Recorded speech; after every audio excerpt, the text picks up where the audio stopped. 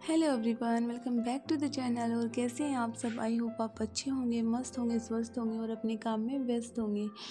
तो जी आज है नई साल, सभी को मेरी तरफ से हैप्पी न्यू ईयर। सभी खुश रहें और आप लोग भी जो बड़े हैं वो अपना आशीर्वाद बनाए रखें और छोटे हैं वो अपना सपोर्ट बनाए रखें। तो भाई आपके प्यार और सपोर्ट की मुझे बहुत ज़रूरत है। तो भैया आज मैं उठी थी लेट, उठना चाहिए पहले लेकिन थोड़ी लेट ही उठे थे क्योंकि राहुल जी की भी छुट्टी थी।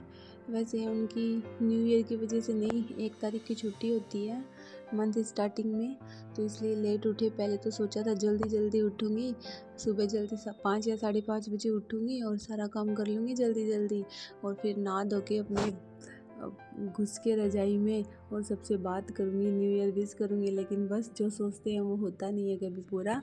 तो इसलिए भाई जैसे उठे वैसे ही लग गए अपने कामों में। पहले तो चाय वाय पी उठ के आराम से और फिर अपने कामों में लग गए। यहाँ पे तो लगाई मैंने झाड़ू, बाद में फिर अभी पोछा लगाऊंगी। तो पहले मैं रसोई की साफ़ सफाई कर लेती हूँ और यहाँ पे लगा दिया मैंने स्लैब पे पोछा और अब बस पोछा लगाएंगे और उसके बाद आपके साथ आज न्यू ईयर का सारा ब्लॉग शेयर करूँगी। आप लोग मेरे ब्लॉग में बने रहिए और देखते रहिए कैसे न्यू ईयर जाता है हमारा।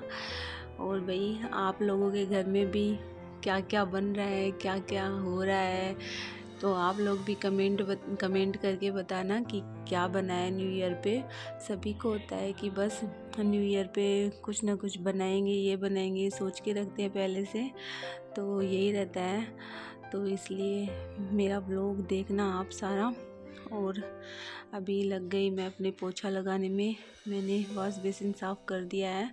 वॉश बेसिन मैं डेली साफ़ करती हूँ, इसलिए इतना गंदा होता नहीं है। और डिटर्जेंट पाउडर ख़त्म हो गया था, इसलिए मैंने वो बर्तन बार का लिक्विड जेल था वो डाल के ही मैंने वॉश बेसिन भी साफ़ कर दिया। हो गया भाई, इतना गंदा होता नहीं है क्योंकि मैं डेली साफ़ करती हूँ तो उसकी वजह से इतना गंदा होता नहीं है, तो साफ़ ही रहता है। तो कुछ दिखता है डिटर्जेंट पाउडर या कुछ भी मेरे को दिखता है, उसी से मैं एक बार उसको साफ़ कर देती हूँ। और यहाँ पे आ गई मैं बर्तन साफ़ करने। बर्तन साफ़ हो गए थे मेरे और इतनी देर में उठ गया गुड्डू। तो बस उठने के बाद तो इसको ही टाइम देना रहता है। देखो हंस रहा है, बस ये उठता है तो मैं थोड़ी देर इसको टाइम देती हूँ बिना कुछ काम किए। इसी का टाइम रहता है मेरा, क्योंकि वही है कि बच्चा जब उठता है तो उसको प्यार की ज़रूरत होती है। तो वही मैं उसके साथ थोड़ी देर मस्ती वस्ती करती हूँ। वो भी मस्ती वस्ती कर रहा था। बस ऐसे ही आधा घंटा निकल जाता है मेरा इसके साथ ही, सुबह उठता है तब। और भाई आगे का काम करेंगे। अब थोड़ी देर इसको खिलाया, फिर आ गई मैं किचन में और फिर राहुल जी के लिए बनाया मैं यहाँ पे बनाना शेक, जो मैं डेली बनाती हूँ। तो वो भी उठ चुके थे और उसके बाद चाय वाय पीने के बाद वो बनाना शेक लेते हैं। और फिर मैं नहा धो ली थी, यहाँ पे कर ली पूजा हो गई है। और फिर गुड्डू रोने लग गया था, मैंने उसको फिर से लिया और अब उसको भी करेंगे, उसकी भी ड्राई क्लीन करेंगे क्योंकि नहलाऊँ तो आज नहीं की, आज मंडे है, मैंने उसको नहीं नहलाया। तो इसलिए ऐसे ही मैंने उसको पानी से ऐसे ही उसकी स्किन को साफ़ कर दिया, गर्म पानी लेके और लगा दिया उसको सभी क्रीम व्रीम और पहना दिया उसको कपड़े। ऐसे ही रेडी हो गया, ये तो ऐसे ही नहाया धोया लगता है, इसको नहाने की ज़रूरत नहीं है। और वैसे भी बच्चों को मंडे और वेडनेसडे हम नहीं नहलाते क्योंकि हमारे भी यही है रीति रिवाज, जो होता है वही करना पड़ता है। और यहाँ पे ये हो रहा है तैयार और हो गया रेडी, नहा धो के अपना जैसा नहाता है। और फिर नहाने के बाद बस इसको थोड़ी देर खेल लिया, उसके बाद इसको आ जाती है नींद और मैंने इसको सुला दिया। तो ये धीरे धीरे ऐसे देखो आंखें खोल खोल के देखता रहता है, इसलिए मैं इसको देखती रहती हूँ कि देख रहा है कि नहीं देख रहा। मैं इसको छेड़ती रहती हूँ, कभी तो जग जाता है, कभी हंसता है, ऐसे करती हूँ तो। लेकिन बस अब ये है नींद में घायल और सो गया। और फिर मैंने उसको साइड में सुला दिया हीटर चला के, क्योंकि यहाँ पे बहुत ज़्यादा ठंड थी। आज 3-4 दिन से ज़बरदस्त ठंड गिरने लग गई यहाँ पे। और उसको साइड में मैं गद्दा लगा कर हीटर लगा के उसको सुला दिया। राहुल जी भी साइड में वो गाजर कस रहे थे, आज बनाएंगे गाजर पाक। और यहाँ पे मैं कर रही हूँ अपना गद्दा सही। ये नीचे प्लास्टिक लगा देते हैं, क्योंकि बच्चे का कोई भरोसा नहीं है, वो सूसू करता रहता है बार बार। मैं एनी टाइम इसको डायपर नहीं पहनाती, तो फिर भाई गद्दे में चला जाए तो गद्दा ख़राब हो जाए, फिर ऐसी चीज़ें बार बार नहीं आती। तो बच्चे का तो पता नहीं होता, तो अपने को ही सेफ्टी करनी पड़ती है। तो इसलिए प्लास्टिक मंगवा रखा है, लेकिन ये प्लास्टिक बहुत ही चीप क्वालिटी का था, ऐसे ही लोकल मार्केट से ख़रीदा था। फट भी गया था, मुझे पता नहीं था। एक दिन मैं ऐसे ही बस इस गद्दे पे रख के मैंने प्रेस कर दी, और कपड़ों में प्रेस कर रही थी तो ये उस चादर के भी चिपक गया। ख़राब था ये ऐसे ही, तो ये थोड़ा सा फट गया, लेकिन बस ऐसे लगा दिया नीचे। और एक और प्लास्टिक लगाती हूँ मैं इसके ऊपर, वो मंगवाया था मैंने फ्लिपकार्ट से ऑर्डर करके। उसकी क्वालिटी अच्छी है। वो रात को ही लगाते हैं, जैसे गुड्डू सोता है उसको सुलाते हैं रात को, तो तभी लगाते हैं वो, बाकी नहीं लगाते। वो अच्छा है। और अब मशीन में डाल दिए मैंने कपड़े, और ये सर्फ ख़त्म हो गया था तो मंगवाया, फिर डाल दिया इसको डिब्बे में। अब मैं यहाँ पे कपड़े धो रही हूँ। बस कपड़े तो मैं डेली धोती हूँ, थोड़े थोड़े जैसे भी होती है, क्योंकि फिर ज़्यादा हो जाते हैं। तो सर्दियों में एक तो सर्दी इतनी ज़ोर से हो रही है, और फिर सूखेंगे भी नहीं, बहुत दिक्कत हो रही है। 3-3 दिन में कपड़े सूखते हैं, जल्दी जल्दी सूखते भी नहीं है। और फिर तो मैं तो ड्रायर भी कर देती हूँ उसको, फिर भी नहीं सूखते, और धूप नहीं आ रही ना इसलिए। तो भाई एक साइड कपड़े धुल रहे हैं अपने, और गुड्डू भी सो चुका था, और राहुल जी लग रहे हैं अपने कामों में, गाजर कस रहे हैं। तो भाई गाजर पाक खाना है तो हेल्प तो करनी पड़ेगी। और ये जो मकान मालकिन है नीचे, वो मेरी फ्रेंड बन रही है। उनकी जो बेटी की बहू है, उसका नाम ब्यूटी है, वो मेरी फ्रेंड बन रही है। तो वो देख के गई थी ये आज न्यू ईयर है इसलिए बनाया है, तो जलेबी दे के गई थी। और ये पता नहीं क्या बोलते हैं इनको, आटे के बनते हैं ये, ऑयल में, मीठे थे, अच्छे थे। तो दे के गई, वो मेरी फ्रेंड है, दे जाती है। वो कभी कुछ बनाती रहती है, कभी कुछ। और हम भी मिठाई लाते हैं, या फिर कोई मंदिर वंदिर में जाते हैं तो प्रसाद वगैरह कुछ दे देते हैं। ऐसे ही है भाई, फ्रेंड है मेरी। और ऐसे भी अच्छे हैं, आंटी अंकल सभी अच्छे हैं, ये ऐसे घर की तरह ही रहते हैं, एकदम मन लग जाता है। ये है तभी थोड़ा बहुत मन लग जाता, नहीं तो ये एरिया तो इतना पसंद नहीं है। बिहार तो आपको पता ही है, बिहार में तो भाई मेरा तो मन लगता नहीं है, क्योंकि मैं राजस्थान की हूँ। बाकी बिहार में जो रहते हैं उनको तो अपना स्टेट अच्छा ही लगता है। मुझे तो मेरा राजस्थान ही अच्छा लगता है, चाहे मुंबई चली जाऊँ तो भी मुझे तो राजस्थान ही अच्छा लगेगा। और अब मैं बना रही हूँ यहाँ पे लहसुन की चटनी। मैंने यहाँ पे लहसुन छोड़ लिया था, सब तैयार कर लिया था। और मिर्च थोड़ी मिर्च, सूखी मिर्च है, वो उसको पानी में डाल के थोड़ी सॉफ्ट सी कर ली थी। और चटनी देखो हमारी कुछ बनी है ऐसी, एकदम लाल कलर आ गया। कितनी अच्छी लगती है ये लहसुन वाली चटनी, देख के ही अच्छी लगती है, एकदम मुंह में पानी आ जाता है। बस इसके साथ बाजरे की रोटी और चाय लस्सी मिले तो और भी स्वाद आ जाए। तो आज मैं बनाऊँगी बाजरे की रोटी, पहली बार। मैंने आज तक कभी नहीं बनाई है, बस पहली बार बनाऊंगी। तो आप लोग देखना कैसे बनेगी मेरी बाजरे की रोटी। और यहाँ पे चटनी को छोंक दिया है, क्योंकि छोंकने के बाद ही इसका टेस्ट और भी बढ़ जाता है।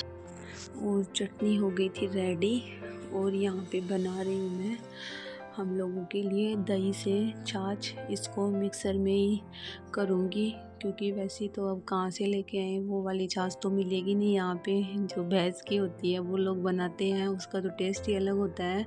इसलिए भाई हम लोग तो ऐसे ही दही में करके गुजारा कर लेते हैं, जैसा बने वैसे ही खाएंगे, अब क्या करें। लेकिन भाई अब जो ना मिले उसे तो यही बेटर है, अपना जैसे भी हो करके बना के खा तो लेते हैं और घी भी मलाई से निकाल के कर लेते हैं अपना गुजारा। बस गांव का खाया हुआ है तो वो बहुत याद आता है, लेकिन यहाँ शहर में कहाँ मिलता है वो वाली चीज़। अब जो जैसा मिलता है, जो जैसा बनता है, बस उसमें ही खुश रहते हैं खा के, वही फीलिंग्स ले लेते हैं यहाँ पे। और चाय हमारी रेडी हो गई है और ये है देखो बाजरे का आटा। ये मंगवाया था मार्केट से, राहुल जी अपने आप ही लेके आए थे, मैंने मंगवाया नहीं, उनको ऐसे ही लेके आ गए। उनको पता है ना किसको बाजरे की रोटी अच्छी लगती है, तो उनको दिखा तो वो लेके आ गए। लेकिन मैंने पूछा फिर उनसे कि क्या रेट में लेके आए, तो फिर बोले कि 145 रुपये किलो। तो भाई देखो 145 रुपये किलो कितना महंगा है। वहाँ पे तो 35 भी क्या बहुत ही ज़्यादा है, तो 20-25 रुपये, 25-30 रुपये में 1 किलो मिल जाए। और यहाँ पे देखो कहाँ 25-30, कहाँ 30 रुपये, 150 रुपये, इतना फ़र्क आ गया। इतना महंगा है यहाँ पे, सब कुछ महंगा मिलता है। और वहाँ जैसा ना तो यहाँ पे मिठाई मिलती है ना कुछ और मिलता है। तो भाई मंगवा लिया, अब खाएंगे, देखो कैसी क्या बने, टेस्ट देखते हैं, बाद में खाएंगे तब पता लगेगा। और अब कर रही हूँ मैं बाजरे की रोटी रेडी, यहाँ पे उसका आटा लगाऊंगी। और ये मैंने कल छोंकी थी बेसन वाली मिर्च, ये भी बहुत टेस्टी लगती है। राजस्थान में तो भी रोटी बेसन की मिर्च ये एकदम फेमस चीज़ है, लहसुन की चटनी।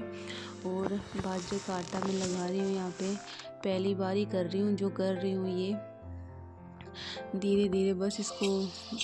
और भाई ये इस आटे में ये इम्पोर्टेंट रहता है कि इसके आटे का डो अच्छे से लग जाए, बस फिर रोटियां बनाने में कोई दिक्कत नहीं रहे। और इसका आटा हैंड टू हैंड लगाना रहता है, जैसे रोटियां बनाई तभी लगाना रहता है। और एक साथ सारा गेहूं के आटे की तरह हम इसका आटा नहीं लगा सकते, थोड़ा थोड़ा करके 2-2 3-3 रोटी का ही ऐसे करके लगाना रहता है। और जैसे गेहूं का आटा तो पहले लगा के भी रख देते हैं, तो इसका आटा पहले लगा के भी नहीं रख सकते, क्योंकि फिर ये बाजरे का आटा एकदम सॉफ्ट हो जाए, और फिर सॉफ्ट हो जाए तो फिर ये रोटियां फिर अच्छे से बनेंगी नहीं, वो टूटने लग जाती है।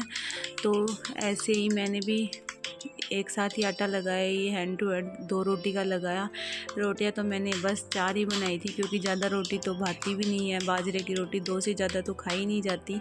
और ऐसे करके ही देखो एकदम मेरी रोटी एकदम परफेक्ट गोल हो गई, और बड़ी भी ऐसे हो गई।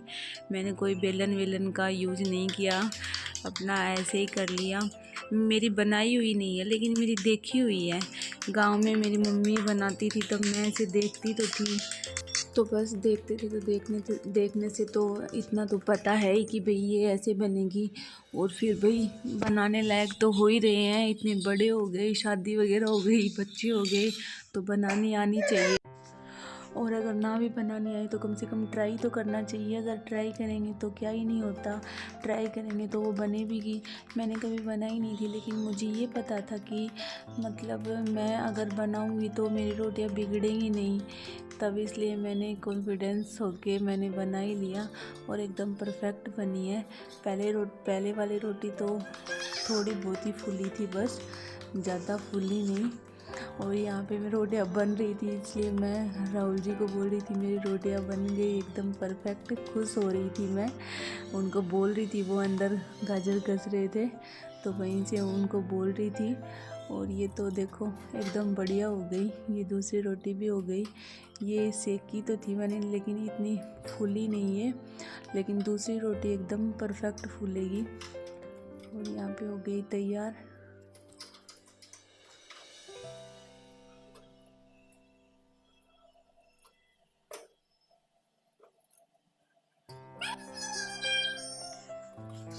देखो यहाँ पे रोटी थोड़ी बहुत तो फूल ही गई, देखो एकदम तो नहीं फूली है, लेकिन थोड़ी बहुत फूल गई। और ये उनकी लग गई थाली, और भी खाना वाना खा लिया था, थोड़ी देर रेस्ट किया, फिर आ गए गाजर पाक बनाने। और दूध गर्म हो चुका था, फिर मैंने डाली गाजर। हमारे पास इतनी साइज की कढ़ाई थी, ज़्यादा बड़ा बर्तन नहीं था, नहीं तो हम और भी ज़्यादा बनाते। तो मैंने लिया था 1 किलो गाजर और 1.5 किलो दूध, 1.5 से भी ज़्यादा ही था। तो गाइस गाजर पाक बनाया कुछ ऐसा। ब्लॉग पसंद आए तो प्लीज़ लाइक शेयर सब्सक्राइब जरूर करना।